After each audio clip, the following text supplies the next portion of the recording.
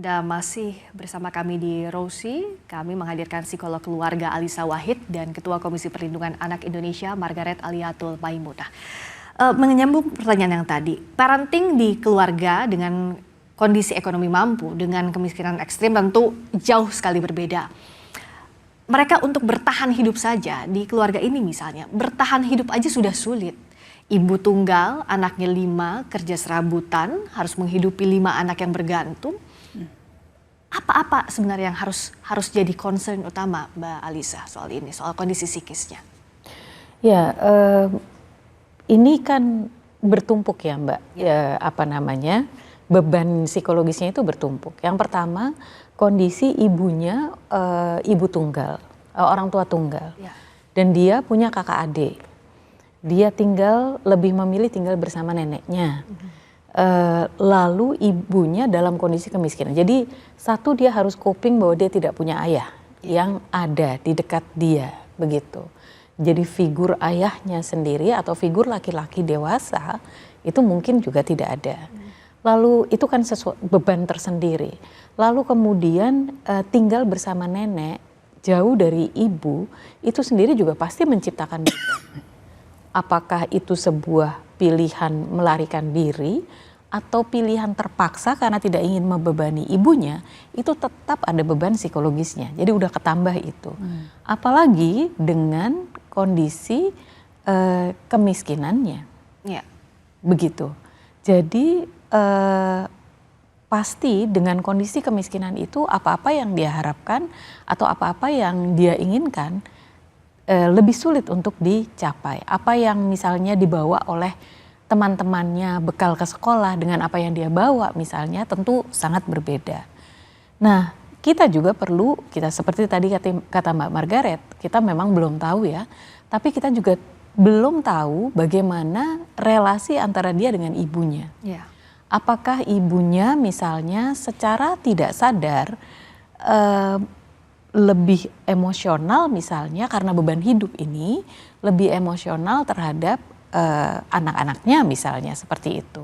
Atau lebih tertekan sehingga ketika misalnya anaknya meminta buku, terus ibunya bisa jadi ada orang tua yang akan menjawab jangan minta-minta terus gitu. Tapi ada juga yang kemudian ibu nggak punya nak gitu. Itu kan semuanya dua-duanya tetap membebani anak. Ya. Jadi kita bayangkan anak ini mendapatkan beban psikologisnya yang terlalu bertumpuk-tumpuk sehingga meledak jadi satu titik seperti ini. Nah, bagi kita masyarakat ini sebetulnya harus menjadi pelajaran yang sangat berharga, terutama sebagai komunitas. Ada yang kita sebut sebagai prinsip community parenting, di mana saling menjaga, rukun tetangga, rukun warga itu perlu untuk memahami kondisi anggota keluarga, kondisi keluarga-keluarga di dalam lingkungan itu. Sehingga beban-beban kemiskinan seperti ini tidak kemudian diemban secara personal atau perkeluarga. Dalam hal ini personal sang ibu, begitu. Itu mungkin yang bisa retrospeksi kita ya, seperti itu. Tetapi dalam kondisi saat itu tentu saja bebannya berat sekali. Ketika dia berbeda dengan teman-temannya, dan kita juga tahu sekarang media sosial membuat gap gitu ya? Membuat benchmark yang sangat tinggi anak itu harus seperti apa. Dulu anak yang tinggal di desa tidak tahu apa yang anak-anak seusianya yang dilakukan di kota. Atau anak yang tinggal di Indonesia tidak tahu apa yang anak-anak di Eropa. Seperti apa kehidupan mereka. Dengan benchmark yang seperti itu ada di kepalanya, lalu itu tidak bisa terwujud. Jaraknya sangat jauh, itu tentu beban juga yang sangat besar bahkan bagi orang dewasa saja dalam kondisi seperti itu sudah berat. Apalagi ini anak yang umur 10 tahun. Dan kita jangan lupa anak umur 10 tahun itu sebetulnya dia memasuki masa pancaroba yang hormonnya sudah mulai masuk ya, hormon-hormon menuju kedewasaan itu sudah mulai muncul, tapi di masa-masa itulah kegamangan terhadap segala sesuatu mulai terasa lebih besar gitu dibandingkan masa-masa sebelumnya. Jadi ini biasanya kita menyebut ini sebagai pre-teen kan, pra remaja, yang itu memang pergolakan emosinya atau psikologinya juga lebih berat begitu. Untuk community parenting tadi di lingkungan kemiskinan ekstrim itu bagaimana yang sejauh ini berjalan, Mbak Margaret, kalau KPAI lihat? Sebenarnya kalau kita bicara tentang parenting ya, bahkan di luar komunitas yang kemiskinan ekstrim, itu pun juga seringkali kan tidak bisa dilakukan. Anak-anak dalam keluarga yang utuh saja itu masih banyak yang mengalami pengasuhan yang tidak berkualitas, gitu ya. Apalagi dalam kondisi kasus ini yang berlapis-lapis kan beratnya si ibu gitu. Cuman saya mau bilang begini Mbak, bahwa sebenarnya itu adalah hak anak untuk mendapatkan pengasuhan yang berkualitas, gitu ya. Sekarang ini kan problemnya bagaimana kemudian anak mendapatkan haknya ini. Tentu beban berat kemudian seolah-olah ada di orang tua dan keluarga untuk bisa memenuhi pengasuhan berkualitas kepada anak ini. Tapi kan juga tidak wise juga kalau kemudian itu kita serahkan sepenuhnya. Pokoknya bagaimana caranya orang tua harus mampu melakukan pengasuhan berkualitas tanpa kita mau memandang apapun kondisi orang tua. Kan itu juga nggak fair.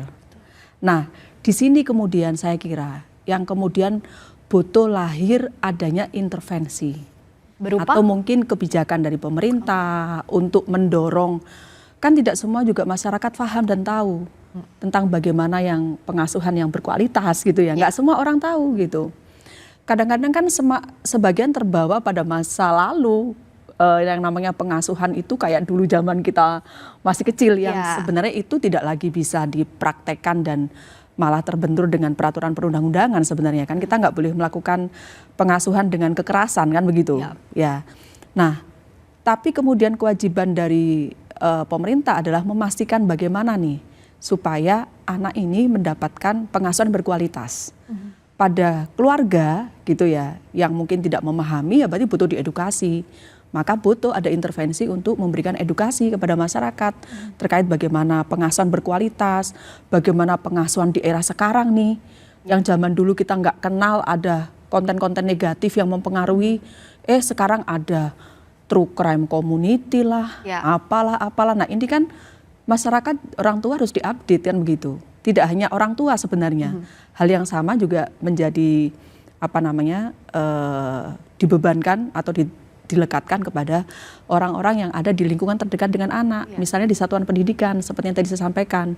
Hari ini guru memang ya bagaimana dengan kondisi yang seperti sekarang, nggak mungkin kalau kemudian hanya memikirkan bagaimana proses belajar berjalan, tapi tanpa memperhatikan kondisi-kondisi psikologis yang mengiringi anak-anak. Kan ada anak yang harus berjuang jauh lebih keras ke sekolahnya, belum tentu punya situasi belajar yang sama dengan dalam kondisi keterbatasan, seperti yang tadi Mbak Alisa sampaikan, butuh ada komunitas yang tadi untuk membantu saling menjaga. Itu kan juga salah satu untuk mengatasi kalau ya ada tetangga yang kemudian mungkin dari sisi keterbatasan seperti ibu yang ada di NTT ini gitu ya, sehingga kemudian itu bisa di backup, diisi oleh tetangga yang ada di sekitar sebagai support system. Bisakah kita katakan bahwa di kasus ini bukan maksud menyalahkan siapa-siapa, tapi jadi pembelajaran bahwa ini ada kegagalan peranata sosial di sana. Artinya lingkungan dalam skala kecil maupun besar tidak bisa mendeteksi ada seorang anak yang butuh bantuan, baik itu di lingkungan sekolah maupun lingkungan terdekatnya, Mbak Alisa. Ya, saya rasa sebagian besar masyarakat saat ini memang sedang beradaptasi dengan perubahan peradaban ya. Peradaban kita yang sekarang ini yang tadi informasi datang dari sumber-sumber yang tidak ada di sekitarnya secara fisik itu kan juga banyak. Nah, saya melihat ada pergeseran nilai-nilai dalam masyarakat yang membuat juga ini terlewatkan begitu. Artinya kalau zaman kita dulu Anak-anak itu kita tahu, anak-anak itu mainnya itu ya itu, dia tidak ada informasi lainnya, gitu. Lebih terkontrol ya, kita tahu ya. Betul. Misalnya teknik mengakhiri hidup itu dapat dari mana? Itu kan juga sebuah pertanyaan, begitu. Jadi kalau kita sekarang melihat masyarakat kita sedang grappling itu apa ya Mbak? Sedang berusaha untuk mencari cara-cara baru itu ya adaptasi mencari jalan baru. Ya, misalnya dengan anak-anak terhadap gadget atau pengaruh dari teman-teman sebaya itu saya rasa ini memang tugas masyarakat saat ini untuk belajar menjadi support system bagi setiap anak-anak di Indonesia.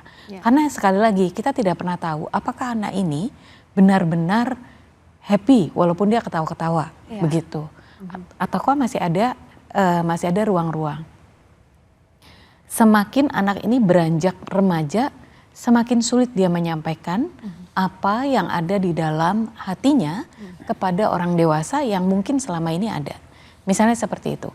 Karena itu kalau di dalam komunitas itu ada orang-orang yang memang menjalankan peran pendamping, misalnya guru yang akrab dengan murid-muridnya dan dipercaya oleh murid-muridnya, maka si anak ini tidak akan segan untuk menyampaikan kepada gurunya. Atau misalnya dia dengan pamannya, atau dengan guru ngajinya, atau pendeta di gerejanya misalnya. Itu. Nah, ini bagian dari community parenting sebetulnya seperti ini. Pengasuhan komunitas itu seperti ini. Bukan berarti kemudian semua harus menjadi orang tua seperti bayangan kita normalnya orang tua. Setidaknya bisa peduli ya. Betul. Terhadap lingkungannya. Betul. Khususnya anak-anak di lingkungan. Betul. Karena juga bicara soal anak dan kasus bunuh diri dari sumber KPAI, ini ada grafis angka yang memprihatinkan. Ada banyak faktornya, kita akan bahas nanti usai jeda, tapi sekali lagi kami kembali mengingatkan bahwa diskusi ini tidak bertujuan menginspirasi tindakan bunuh diri. Jika Anda pernah memikirkan atau merasakan tendensi bunuh diri, mengalami krisis emosional atau mengenal orang-orang dalam kondisi tersebut, jangan ragu untuk bercerita dan berkonsultasi kepada ahlinya.